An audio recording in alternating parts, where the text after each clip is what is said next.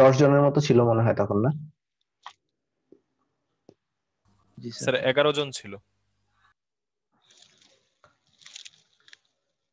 ওকে,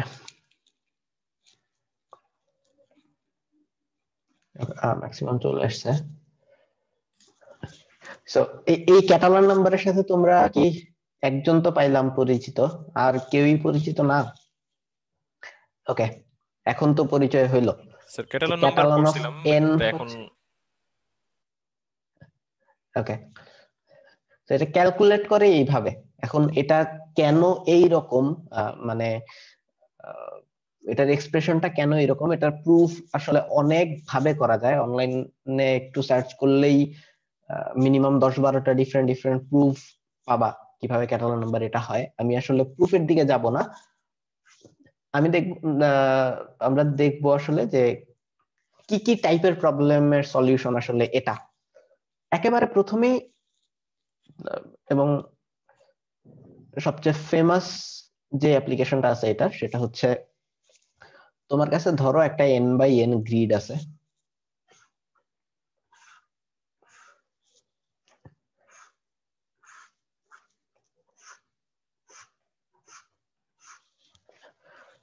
n/n একটা grid আছে,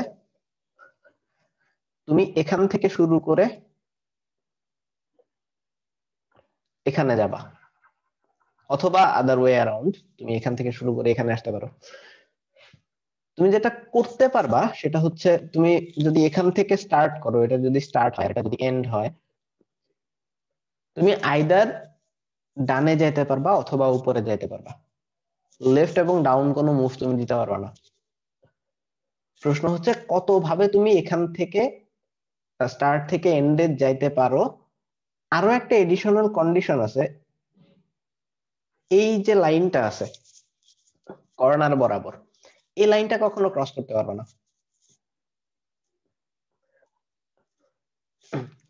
প্রবলেমটা তো বোঝা গেছে। আচ্ছা, এখানে একটু কনফিউজিং ব্যাপারটা, এই লাইন মানে ক্রস আমরা করব না ডাউন মানে কি আসলে ট্রায়াঙ্গেলটার এই মধ্যেই থাকবো সেলটা, স্যার। হ্যাঁ ডাউন ট্রায়াঙ্গেলটার মধ্যেই থাকবো। এবং এইভাবে যদি ড্র করি তাহলে আসলে এই জিনিসটা কনফিউজিং যে এই সেলটা কি তাহলে অ্যাক্সেস করব নাকি করব না। আমরা এইভাবে চিন্তা না করে আমরা একটা কোঅর্ডিনেট সিস্টেম নেই। ধরো এটা হচ্ছে 0 0 পয়েন্ট, এখান থেকে স্টার্ট করে আমরা n এ যাব। এখন তো মোটামুটি ক্লিয়ার যে এটা ক্রস করা যাবে না মানে কি, এগুলা ইউজ করা যাবে বাট এর উপরের গুলো ইউজ করা যাবে না। সো আসলে এখানে চিন্তা করলে এই বক্স গুলা ইউজ করা যাবে। কত ভাবে যাইতে পারি, সো এটার সলিউশন আসলে এটা।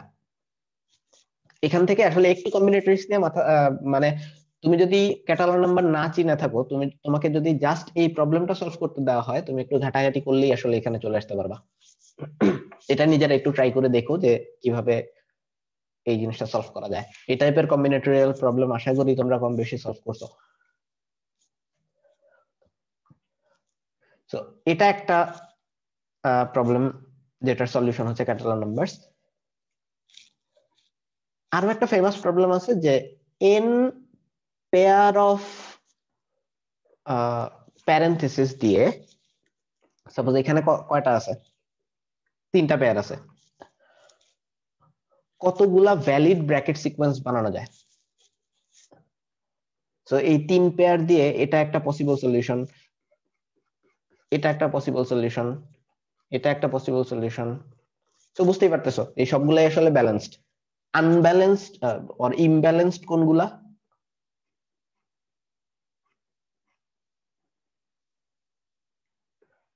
ধরো এটা একটা imbalanced sequence. So n pair of parenthesis দিয়ে ভ্যালিড সিকোয়েন্স বানানো যায় c অফ n টা। তো এখানেও ক্যাটালন হচ্ছে সলিউশন। তো এরকম অসংখ্য প্রবলেম আছে। আমি লাস্ট আরেকটা দেখাই। একটা রেগুলার n+2 গন কনভেক্স, n+2 পলিগন আর কি, কনভেক্স যদি একটা পলিগন হয়, সাপোজ n যদি 4 হয়, তার মানে এটা আসলে একটা হেক্সাগন। এই পলিগনকে যদি তুমি ট্রায়াঙ্গুলেট করতে চাও, ট্রায়াঙ্গুলেশন মানে বোঝো,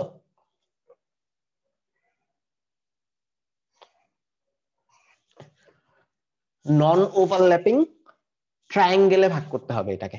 সো এটা একটা ভ্যালিড ট্রায়াঙ্গুলেশন, বা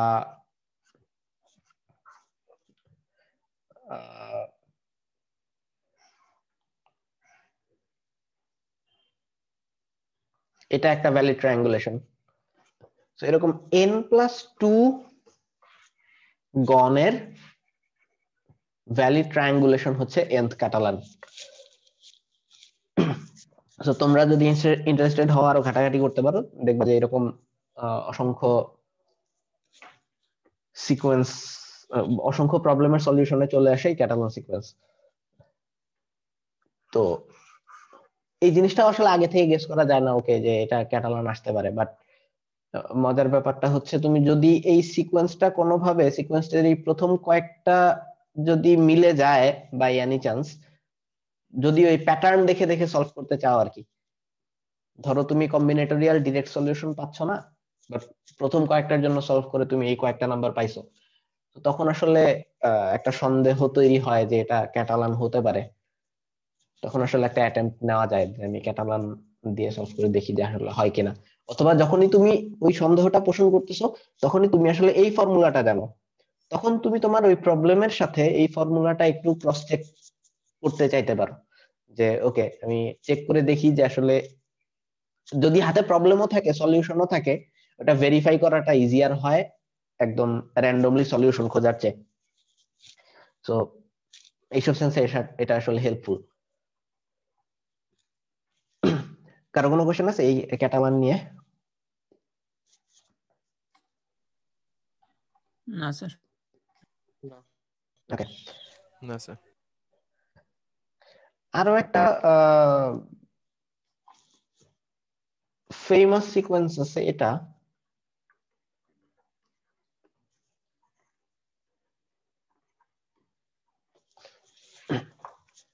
হারমোনিক নাম্বারস। এটা এটার সিকোয়েন্সটা হচ্ছে এরকম।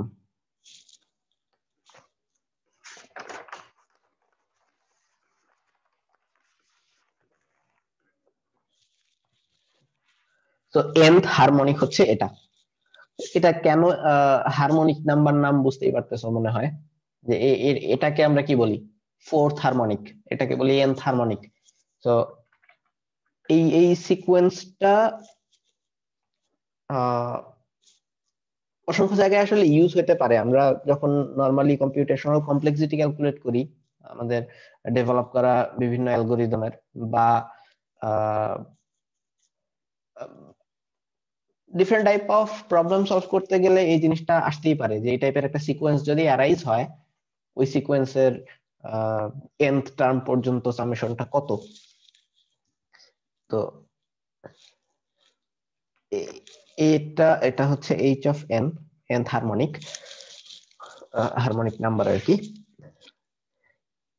সো এটা রিকারেন্সটা তো বুঝতেই পারতেছো, h(n) হচ্ছে h(n-1 প্লাস 1/n)।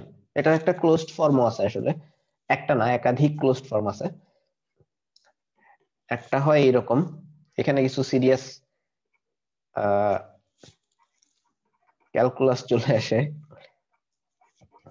এগুলোর প্রুফ আমি দেখাইতে চাইতেছি না। এটা একটা ক্লোজড ফর্ম। এটার আরো একটা ক্লোজড ফর্ম আছে এরকম, আহ,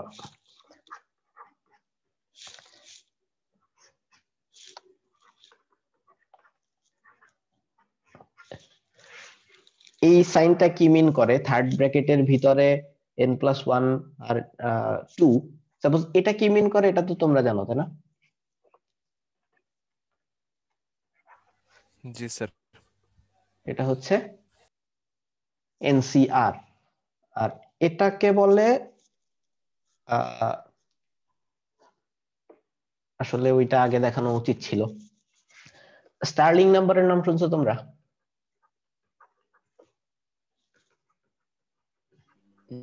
জি স্যার। স্টার্লিং নাম্বার আসলে এটার পরেই দেখবো আমরা। এটাকে বলে Stirling number of first kind. দুই ধরনের স্টার্লিং নাম্বার আছে, একটা হচ্ছে ফার্স্ট কাইন্ড আর একটা সেকেন্ড কাইন্ড। কোনটা কি মিন করে এটা আমরা এটার পরেই দেখতেছি। তো এটা হচ্ছে এই পরের টপিকটা থেকে এটা বের করতে পারবা। তো এটা যদি বের করে এটাকে n ফ্যাক্টোরিয়াল দিয়ে ভাগ করো তাইলে আসলে nth হারমোনিক নাম্বারটা পেয়ে যাবা। তো এটার প্র্যাকটিক্যাল ইউজ আর আলাদা করে আমার মনে হয় না দেখাইতে হবে, কারণ এই জিনিস তোমরা লাইফে অনেকবার এনকাউন্টার করছো।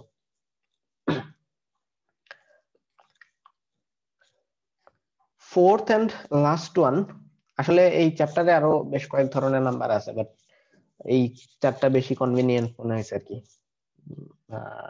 অ্যাকচুয়ালি আমাদের আরো অনেক কিছু আছে শেষ করার মতো, সো একটাতে বেশি দিন টাইম দিলে কভার আপ করাটা টাফ হয়ে যাবে।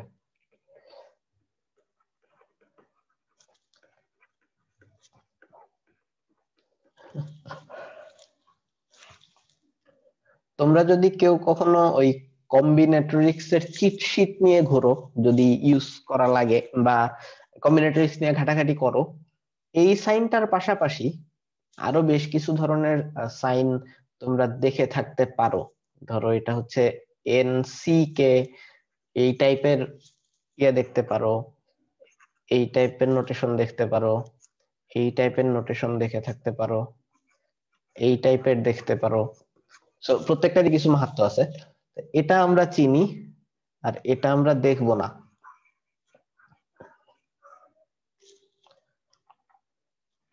ওই ওই এই ব্র্যাকেট যেটা ছিল এটার নাম আমি বলে দিতেছি, এটা হচ্ছে অয়লারিয়ান নাম্বার। যদি ইন্টারেস্ট থাকে একটু ঘাটাঘাটি করে দেখে নিতে পারো, বাট ওটা আর আলাদা করে দেখাচ্ছি না। এটাকে বলে Stirling number of first kind, আর এটা হচ্ছে সেকেন্ড কাইন্ড। আগে সেকেন্ড কাইন্ডটা দেখি, কারণ ফার্স্ট কাইন্ডটা বোঝার জন্য যদি আগে সেকেন্ড কাইন্ডটা জানো তাহলে ওইটা বোঝাটা একটু ইজিয়ার হয়। এই এন কে এটা ক্যালকুলেট করে হচ্ছে এইভাবে,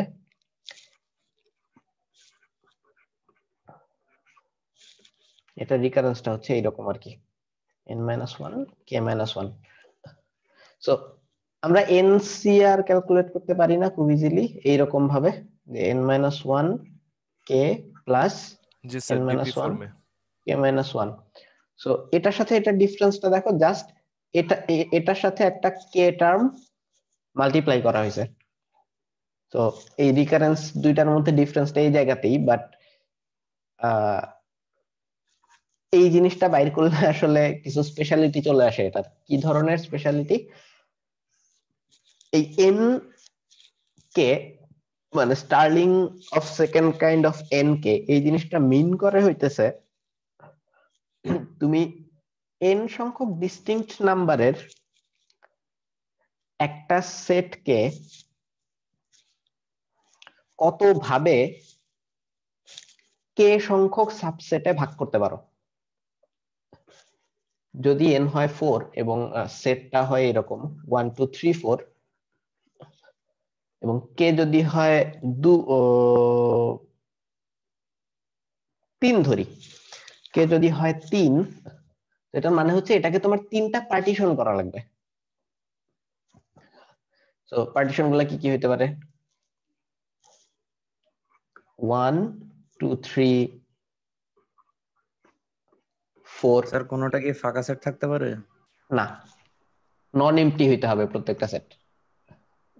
তো এটা একটা সলিউশন হইতে পারে, আবার এটা একটা সলিউশন হইতে পারে। আইডিয়াটা বোঝা গেছে আশা করি। কে সংখ্যক পার্টিশন করতে হবে আর কি, নন এমটি প্রত্যেকটা সাবসেট। তো এরকম কতগুলা সলিউশন পসিবল এন সাইজের একটা সেটের জন্য, যদি কে সংখ্যক পার্টিশন করতে চাও। ওই নাম্বারটা হচ্ছে Stirling number of second kind, এবং ওইটা ক্যালকুলেট করে কিভাবে এটা তো উপরে দেখাইলাম। আর Stirling number of first kind যেটা মিন করে সেটা হইতেছে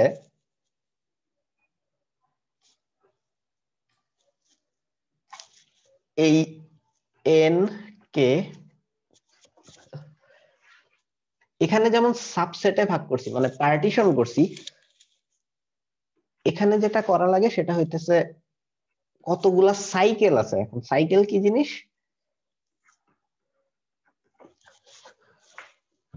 ধরো এটা যদি সেটটা হয়, আমরা এখান থেকে ধরো 2টা সাইকেল চাই, মানে এন হচ্ছে এখানে 4, কে হচ্ছে 2।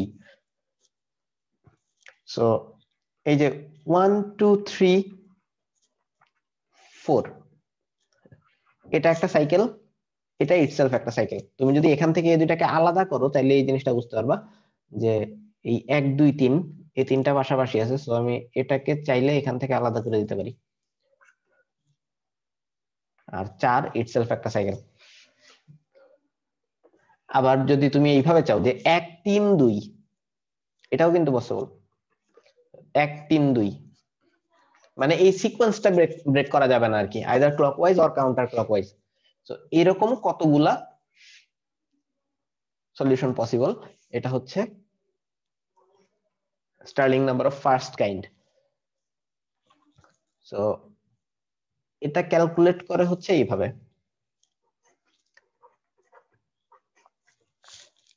এটা হচ্ছে n-1 times n-1 K plus n-1 K minus 1।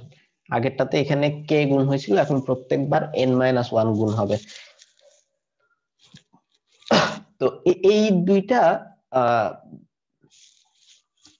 আমি সেটের মতো করে বললাম, বাট তুমি একটু খেয়াল করলেই বুঝতে পারবা যে অনেক প্রবলেম আসলে এই থিওরিটার উপরে বেস করে বানানো পসিবল।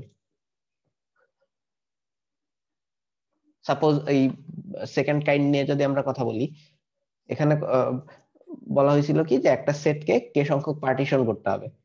তো তুমি এখানে ওই যে কি বলে বল টলের হিসাব নিকাশ নিয়ে আসতে পারো, যে তোমার কাছে এন সংখ্যক বল আছে, তুমি ওই তিনজনের মধ্যে ভাগ করে দিবা, কত ভাবে দিতে পারো, এরকম হিসাব নিকাশ চলে আসতে পারে আর কি এখানে।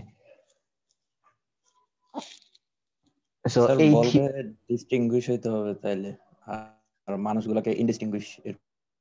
হ্যাঁ, এরকম শর্ত আরোপ করে যে এই থিওরিটার উপরে বেস করে অনেক ডিফারেন্ট কাইন্ড অফ প্রবলেম বানানো পসিবল। সো তুমি যদি এই থিওরিটা জানো, মানে তুমি যদি প্রবলেমটাকে কোনোভাবে এই জায়গায় নিয়ে আসতে পারো, ওকে আমার কাছে এন সংখ্যক সামথিং আছে, এগুলাকে আমার পার্টিশন করতে হবে কে সংখ্যক, তাহলে তুমি এরপরে আর ব্রেকডাউন না করে তুমি ডিরেক্ট এই জিনিসটা ইউজ করতে পারো। নাইলে তখন আবার তোমার পার্টিকুলার এই প্রবলেমটা সলভ করতে হবে যে ওকে এটা এখন আমরা কেমনে সলভ করব। এই জিনিসটা আলাদা করে সলভ করাটা একটু চ্যালেঞ্জিং। তো তুমি পুরা প্রবলেম সলভ করে এখানে এসে যদি আটকে যাও, তাইলে আসলে সমস্যা। তো তুমি যদি এটা জাস্ট একটু মাথায় রাখো তাইলে হচ্ছে এটা হেল্প করবে। সো আমার প্ল্যান আসলে এতটুকুই ছিল যে এই কয়েকটা টাইপই আসলে আমরা দেখবো। দেখো কারো কোনো কোশ্চেন আছে কিনা।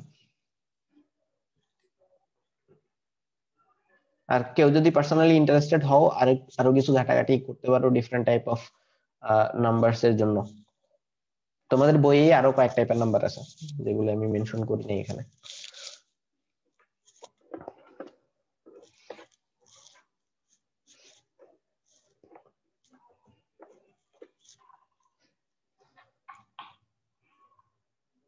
নাই কিছু?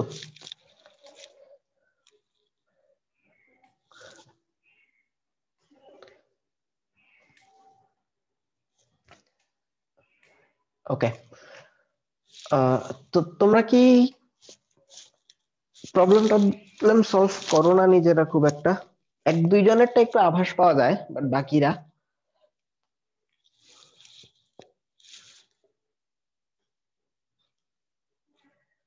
স্যার আমাদের মধ্যে মানে প্রবলেম সলভিং এর ইয়েটা খুব একটা বেশি নাই।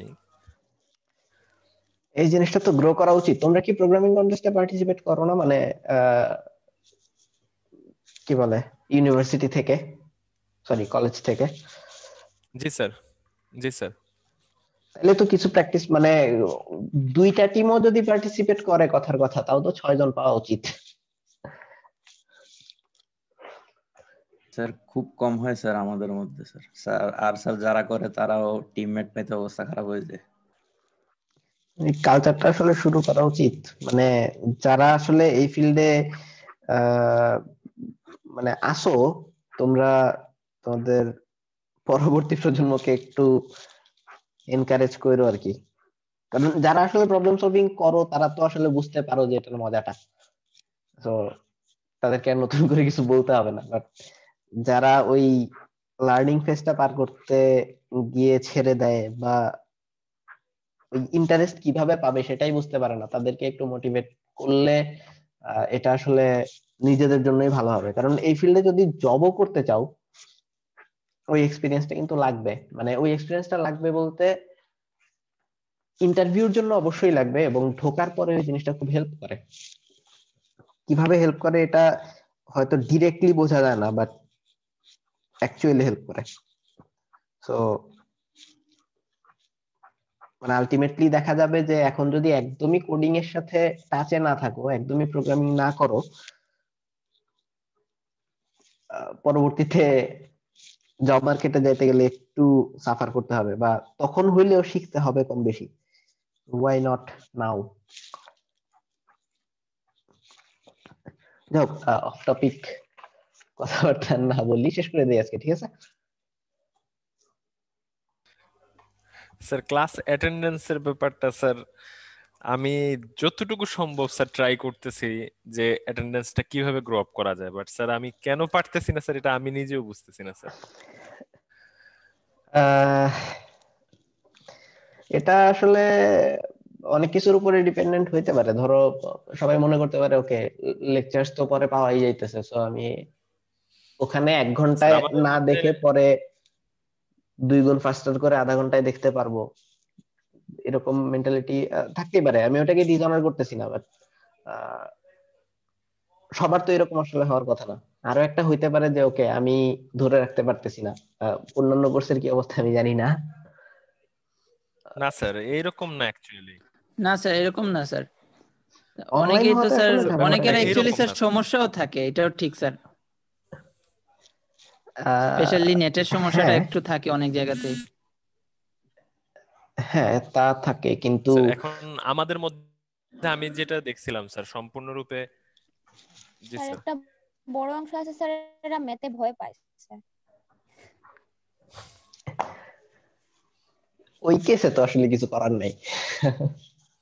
কারণ এই পর্যায়ে আসার পরে আসলে ওই সবার ইন্টারেস্ট জোনটা ডিফাইন হয়ে যায় মোটামুটি। কারণ কেউ যদি অ্যাকচুয়ালি ম্যাথে ইন্টারেস্টেড হয়, সে আহ, এতদিনে হয়ে যাওয়ার কথা। এমন না যে এই এই বয়সে এসে ইন্টারেস্ট গ্রো করে না, বাট ওই করার জন্য যে একটু পড়াশোনা করতে হবে, ওইটার জন্য যে ইন্টারেস্টটা শো করতে হবে, সেটা আসলে এই বয়সে এসে আহ খুব একটা করা হয়ে ওঠে না। তো আগে থেকে আসলে যারা ম্যাথে ইন্টারেস্টেড তারাই দেখা যায় আর একটু আগাতে চায় আর কি। তো এখানে আসলে দোষ দিতে পারি না তাদের। আমাদের ব্যাচের মধ্যে আমি এই অনলাইন ক্লাসের কারণে এখন দেখা যাইতেছে আর কি যে এই বিষয়গুলো খুব মানে প্রবলেম হয়ে যেতেছে, যে ক্লাসের মধ্যে মাত্র 10 জন স্টুডেন্ট অথচ স্টুডেন্ট তো আছে প্রায় 50 জন প্লাস। তো এই ব্যাপারটা স্যার এখন সর্বশেষ আমরা একটা জরিপ করছিলাম স্যার, যেখানে মাত্র 14 জন পাওয়া গেছে যারা হচ্ছে যে ক্লাস করতে সক্ষম না, কারো অ্যান্ড্রয়েড সেট নাই, কেউ গ্রামে। যেমন স্যার আমি মাত্র এই সেমিস্টার থেকে ক্লাস করতে পারতেছি, এর আগের সেমিস্টারে ক্লাস করতে পারিনি, আমার গ্রামে ইন্টারনেট নাই, যেই যে কারণে আর এটা কি আমি এটা ক্লাস এটা করতে আমি পারতেছি না। বুঝতেছি, এটা আসলে নোন এরকম ফ্যাক্ট, বাট ওর্স্ট কেসে এই জিনিসটা ধরলাম 40% হইলো বা 50% হইলো, জি স্যার, এই ফ্যাক্টটা তারপরেও এই তো বিশ ফ্যাক্টটা পঁচিশ আমাদের জন জন্য থাকে। কাউন্ট করা হয়েছে যে মাত্র 14 জন স্যার, 14 তো জনের হচ্ছে যে এই তার প্রবলেম। তার মানে আসলে 35-36 জনের ক্যাপাবিলিটি আছে। তো জি এর স্যার, মধ্যে কেন এদেরকেই আমি ক্লাসে আনতে পারতেছি না স্যার। এটা আসলে মানে জাতীয় প্রবলেম হয়ে দাঁড়াইছে আর কি। এমন না যে জাস্ট তোমাদের ক্লাসে এই অবস্থা, আমরা এখানে যে ক্লাসগুলো নিতেছি অ্যাটেন্ডেন্সের অবস্থা এইরকমই। তো মানে যাই হোক, স্যার আমরা আশা করি যে এই সিচুয়েশন বেশি দিন থাকবে না। ফিজিক্যালি ক্লাস হলে তো আর এই অবস্থা হওয়ার কথা না, তখন যে কি হবে who knows. জি স্যার।